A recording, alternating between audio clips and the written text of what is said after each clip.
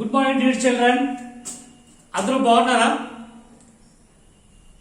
చాలా రోజులు అయింది. పాఠ్యాంశంలోకి వెళ్లే ముందు ఒక సేల్స్ మ్యాన్ ఉన్నాడు. ఆయన ఒక కస్టమర్ని అడుగుతున్నాడు, sir would you like to buy a pocket calculator?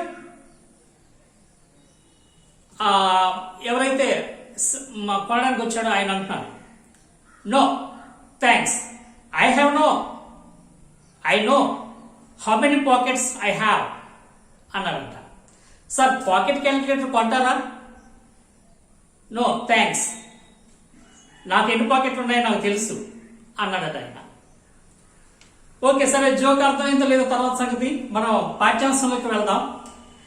మనం ఇప్పటి వరకు చాలా విషయాలు శ్వాసక్రియ గురించి నేర్చుకున్నాం. ఈరోజు మరికొన్ని విషయాలు తెలుసుకుందాం. Evolution in gaseous exchanging system.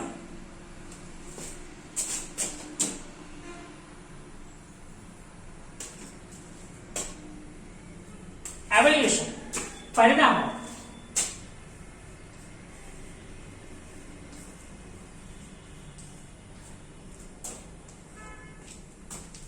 పరిణామం, వాయు మార్పిడి.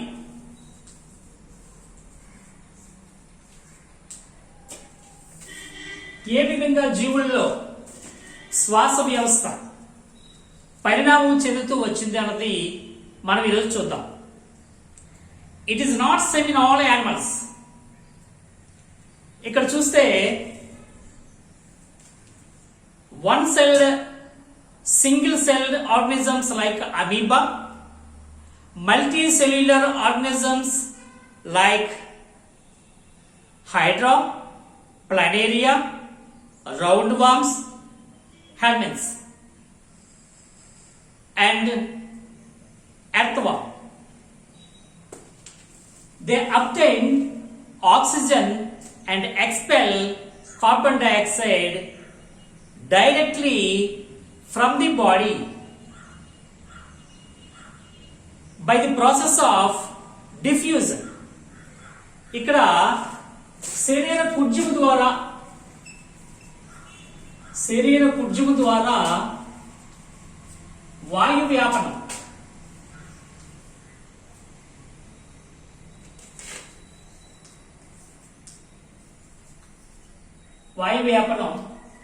జరుగుతుంది. Exchange of gases through the body surface.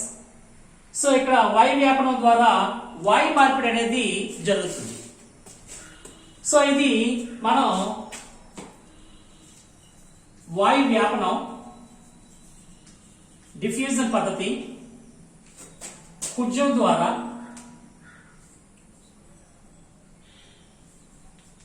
శరీర కుడ్యం ద్వారా అమీబా, ఏకణ జీవులైన అమీబా, అలాగే హైడ్రా, ప్లానేరియా, అలాగే గొండని పురుగులు, నిమాటి హెల్మెంతిస్, గొండని పురుగులు, వానపాము, annelids. Example, these are examples. So diffusion పద్ధతి ఒకటి. సాధారణంగా different types of respiratory organs formed. Some of reasons, the body size, availability of the water, ఇవన్నీ కూడా మనకి రీజన్స్. సో ఇక్కడ ఇవన్నీ రావడానికి గల కారణం, ఒక జీవి తాలూకా శరీరం ఎంత పెద్దదన్న దాని మీద డిపెండ్ అయి ఉంటుంది. అలాగే వాటర్ అవైలబిలిటీ, నీటి లభ్యత మీద ఆధారపడి ఉంటుంది. ఆ జీవులు తాలూకా నీటి అక్కడ వాడుకునే నీటి లభ్యతను బట్టి ఆధారపడి ఉంటుంది. And also the type of circulatory system, వాటిలో ఉండే ప్రసరణ వ్యవస్థను బట్టి ఉంటుంది. So body size of the body, availability of the water, and the type of circulatory system in the animals. These are some reasons. Some reasons in animals to develop different types of respiratory organs. So ఇందులో శ్వాస అవయవాలు వివిధ రకాలుగా ఉండడానికి ఇవి కారణాలు. ఏమిటవి? జీవితాల యొక్క పరిమాణం, నీటి లభ్యత,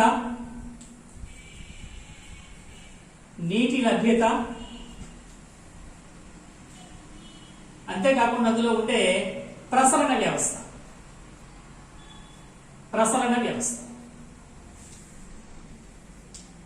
these are the reasons.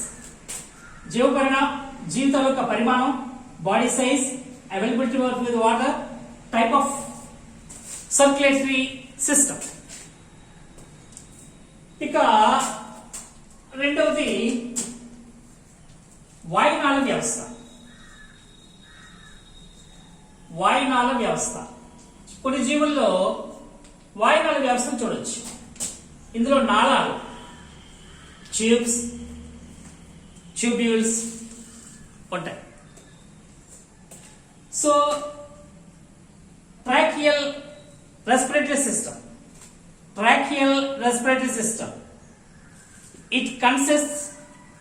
It consists of series of tubes called trachea. This divided into fine branches called as bronchioles. Tracheal system కదా, tracheoles. సో ఇందులో నాళాలు చిన్న నాళికలుగా విడిపోతాయి.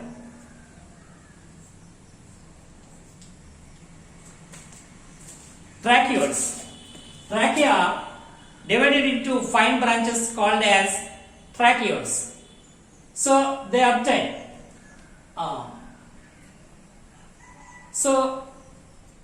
air. They get air from the atmosphere directly. The air transported, the air carries it to the cells in the tissues directly. Example చూస్తే మనకి బొద్దింక, cockroach, Arthropoda వర్గానికి చెందిన cockroaches, అలాగే మిడతల వంటి ఇన్సెక్ట్స్, కీటకాలు, ఆల్ ఇన్సెక్ట్స్, అన్ని కీటకాల్లో కూడా వాయునాళ వ్యవస్థను మనం చూస్తాం. Tracheal respiratory system in all insects like locusts and butterflies, cockroaches, all insects. So దీంట్లో మనకి రక్తం కూడా తెల్లగా కనిపిస్తుంది. దానికి కారణం ఏంటంటే వాయునాళాలు శరీరం అంతటా వ్యాపించి ఉండి, అలాగే ట్రాక్యూల్స్ కూడా కణజాల లోపలికి వెళ్ళి oxygen, there is need not to carry oxygen to the cells because it directly reach to the cells of the tissues. So ఇక్కడ ఆక్సిజన్ డైరెక్ట్ గా కణాలకు అందుతుంది, అలాగే కణాల నుంచి కార్బన్ డైఆక్సైడ్ డైరెక్ట్ గా బయటికి వాతావరణంలోకి విడుదలవుతుంది. సో అందుకే ఇక్కడ హీమోగ్లోబిన్ అవసరం లేదు కాబట్టి, రంగు పదార్థం లేకపోతే ఆక్సిజన్ ని కార్బన్ డైఆక్సైడ్ ని క్యారీ చేయవలసిన అవసరం లేదు కాబట్టి హీమోగ్లోబిన్ లేకపోవడం వల్ల ఇది తెల్లగా ఉంటుంది రక్తం. ఇక మూడవది మొప్పలు. మొప్పల ద్వారా శ్వాసక్రియ, గిల్స్. దీన్ని జలశ్వాసక్రియ అంటారు. జలశ్వాసక్రియ లేదా మొప్ప శ్వాసక్రియ. Bronchial respiratory system. So in this, blood supplies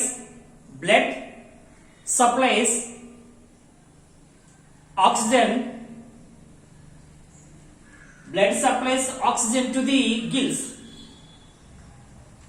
to the gills, which have thin walls. Blood supplies air to the gills by the capillaries.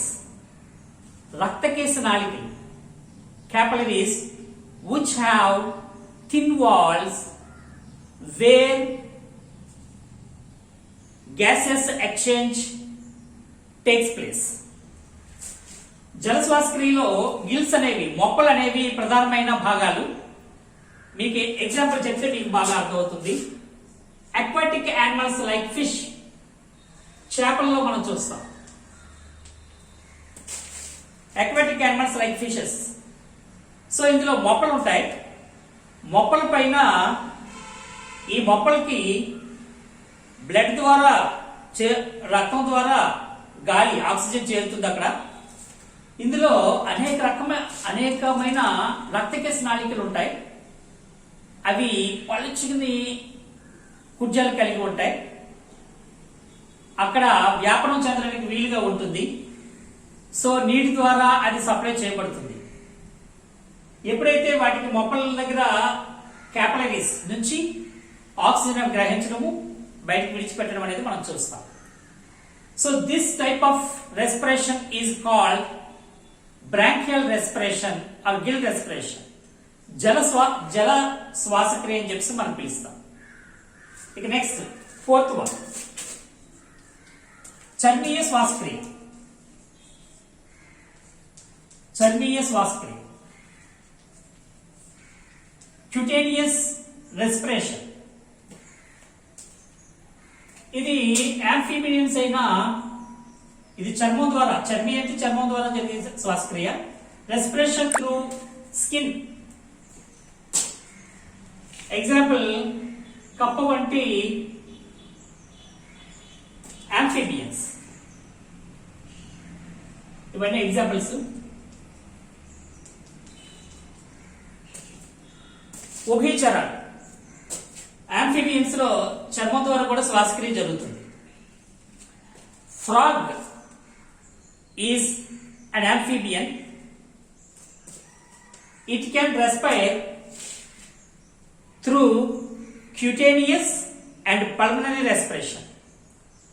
ఇక్కడ రెండు రకాలు, as well as buccopharyngeal cavity. ఇక్కడ రెండు రకాలుగా ఇది చేయగలదు. మీకు ఇక్కడ మనం 3 రకాలు చూడొచ్చు. ఈ కప్పలో టాడ్పోల్ లార్వా దశలో ఉండేటప్పుడు చిన్న చిన్న మొక్కలను అంటి పెట్టుకున్నప్పుడు నీటిలో ఉండేటప్పుడు అవి శ్వాసక్రియ మొక్కల ద్వారా జరుగుతాయి, జల శ్వాసక్రియ.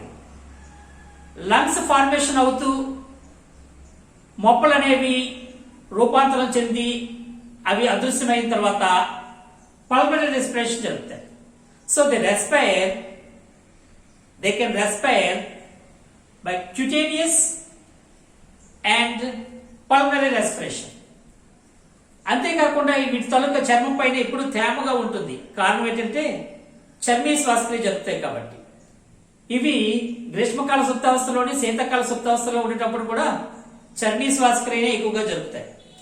సో ఈ విధంగా కప్పలో మనం చూస్తాం. అలాగనే మొసలి, నీటిలో ఉండే డాల్ఫిన్స్ లాంటివి ఉంటాయి. డాల్ఫిన్స్ ఇవన్నీ కూడా మనకు డౌట్ రావచ్చు, ఇవి నీటిలో ఉంటాయి కదా, అవి కూడా వాటికి గిల్స్ గట్ట ఉండవు, ఎలా శ్వాసక్రియ జరుగుతాయి. మొసలి కానీ డాల్ఫిన్స్ కానీ ఇవన్నీ నీటిలో ఉన్న పల్మనరీ రెస్పిరేషన్ జరుగుతుంది. పుంస శ్వాసక్రియ, దాన్ని మనం పుంస శ్వాసక్రియ, చర్మ శ్వాసక్రియ అండ్ పుంస శ్వాసక్రియ. ఇక్కడ రాదా పుంస శ్వాసక్రియ. కానీ ఆ మొసలి, డాల్ఫిన్స్ అనేవి అవి నీటిలో ఉన్నప్పటికీ కూడా శ్వాసక్రియ కోసం బయటకు వచ్చి గాలిని తీసుకొని మళ్ళీ లోపలికి వెళ్తూ ఉంటాయి. అలాగే మొసలు బయటకు వచ్చి ఇసుకలో ఉండడం కూడా మనం చూస్తూ ఉంటాం. కాబట్టి అవి పల్మనరీ రెస్పిరేషన్ ద్వారానే జరుగుతాయి. పుప్స్ శ్వాసక్రియ లంగ్స్ ద్వారా. సో ఇక్కడ కప్పను మనం డిఫరెంట్ గా చెప్పుకోవచ్చు. ఇక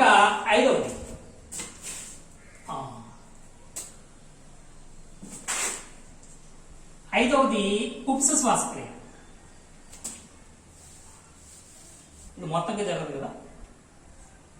పల్మనరీ రెస్పిరేషన్. పుప్స్ శ్వాసక్రియ పుప్స్ కోశాల ద్వారా జరుగుతాయి. అంటే లంగ్స్, ఊపిరితిత్తుల ద్వారా జరుగుతాయి లంగ్స్. ఇవి example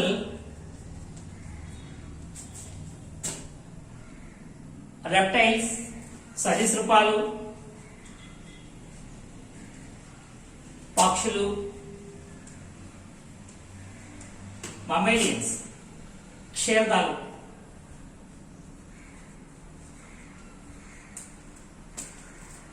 Animals, the terrestrial animals like reptiles, apes and mammals respire through lungs. It's called as pulmonary respiration. పుప్స్ శ్వాసక్రియ ద్వారా జరుగుతాయి. సో ఇది జీవుల్లో పరిణామ క్రమం. మొక్కల్లో శ్వాసక్రియ చూద్దాం. Respiration in plants. ఇందులో ఎలా జరుగుతుందంటే మొక్కల్లో శ్వాసక్రియ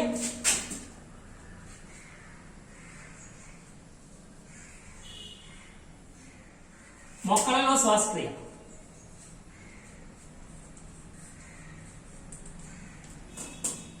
మొక్కల్లో శ్వాసక్రియకి ప్రత్యేకమైన భాగాలు ఉంటాయి. The gases exchange takes place in stomata in leaves and surface of roots and lenticels on stem. దీంట్లో లీవ్ స్టొమాటా, పత్రరంధ్రాలు,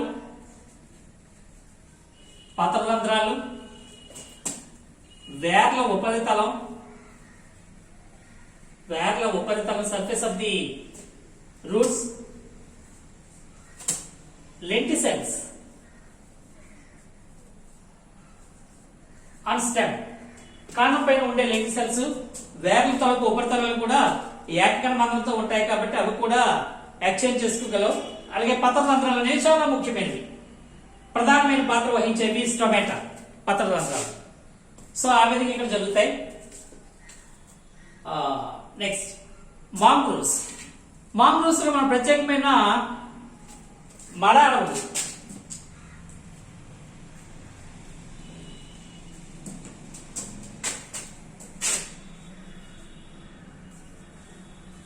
mangroves.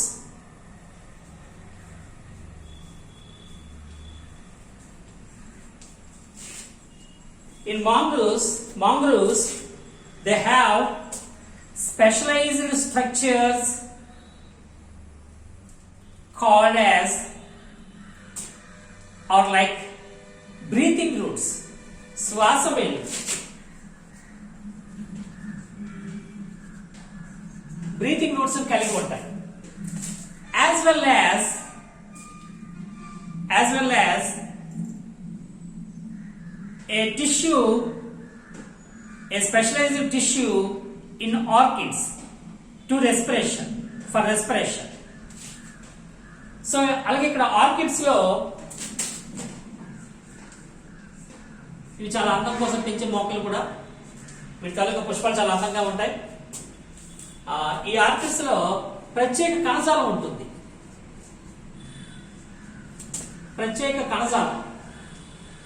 కణజాలం ద్వారా శ్వాసక్రియ, గ్యాసెస్ ఎక్స్చేంజ్ అనేది జరుగుతుంది, వాయు మార్పిడి. సో ఇది ఎవల్యూషన్ పరిణామం ఎలా చెందింది చూస్తే, ఏకకణజీవి దగ్గర నుంచి చూస్తే అనిలిడ వరకు అనిలిడ వరకు కూడా కుర్జీల ద్వారా శ్వాసక్రియ జరపడం అనేది మనం చూసాం. సో ఇది డిఫ్యూజన్ పద్ధతిలో జరుగుతుంది వాయు వ్యాపనం. వాయునాళ వ్యవస్థ అనేది మనం చూసాం. అందులో నాళాలు నాళికల ద్వారా శరీరం అంతా వ్యాపించి ఉండి డైరెక్ట్ గానే గాలి లోపలికి వెళ్తుంది. సో ఇది వాయు వ్యాపనం, వాయునాళ వ్యవస్థ ఎగ్జాంపుల్స్ కూడా మనం చూసాం. ఇక మూడవది గిల్స్ ద్వారా జరిగే జల శ్వాసక్రియ, చేపల్లో గట్ట మనం చూస్తాం. అలాగే చర్మీ శ్వాసక్రియని మనం యాంఫీబియన్స్ అయిన జీవుల్లో చూడొచ్చు. అలాగే పుప్స శ్వాసక్రియ అనేది ఊపిరితిత్తుల ద్వారా జరుగుతుంది. ఊపిరితిత్తుల ద్వారా జరుగుతుంది కాబట్టి పుప్స శ్వాసక్రియ అంటాం. సరీసృపాలు, రెప్టైల్స్, ఏవ్స్ అండ్ మమెల్స్. అలాగనే మొక్కల శ్వాసక్రియ పతనం, ముఖ్యంగా పతన రంధ్రాలు, వేగతలకు ఉపరితలం ద్వారా కూడా జరుగుతుంది. అలాగే లెంటిసెల్స్, స్టెమ్ పైన ఉండే కాండం పైన ఉండే లెంటిసెల్స్ ద్వారా జరుగుతుంది. మరణంలో శ్వాస వేలు, మీరు చుట్టూ అక్కడికి వెళ్తే మనకి వేర్లు కూడా బయటకు వస్తాయి.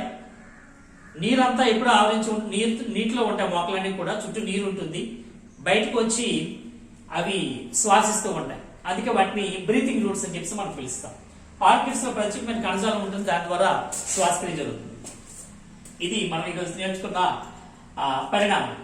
శ్వాసక్రియ ఏ విధంగా పరిణామం చెందుతూ వాటి ఆర్గాన్స్ వ్యవస్థలు అనేవి ఎలా మార్పు చెందుతూ వచ్చాయన్నది మనం చూసాం. ఏకణ జీవుల దగ్గర నుంచి బహుకణ జీవుల వరకు, క్షీరదాల వరకు కూడా మనం చూసాం. సో విద్యార్థులారా, చివరిగా ఎప్పటిలాగే ప్రతిరోజులాగే ఈ రోజు కూడా మంచి రోజే. మనిషికి భాషణమే, మంచి భాషణమే భూషణం, మంచి భాషణమే భూషణం. సో ప్రతిరోజు మంచి రోజే, ఈ రోజు మంచి రోజే. ఈ రోజు నుండి మొదలు పెడదాం, మంచిగా సంభాషిద్దాం. అటువంటి మంచి సంభాషణతో మంచి వ్యక్తిత్వాన్ని పొందుదాం. విద్యార్థులారా, ఈ రోజు నుంచి మంచిగా సంభాషిద్దాం, అందరితో మంచిగా ఉందాం. అందరికీ బై. జాగ్రత్తలు తీసుకోండి. కోవిడ్-19 తాలూకా జాగ్రత్తలు మాత్రం పాటించడం మర్చిపోవద్దు. All the best. Thank you everyone.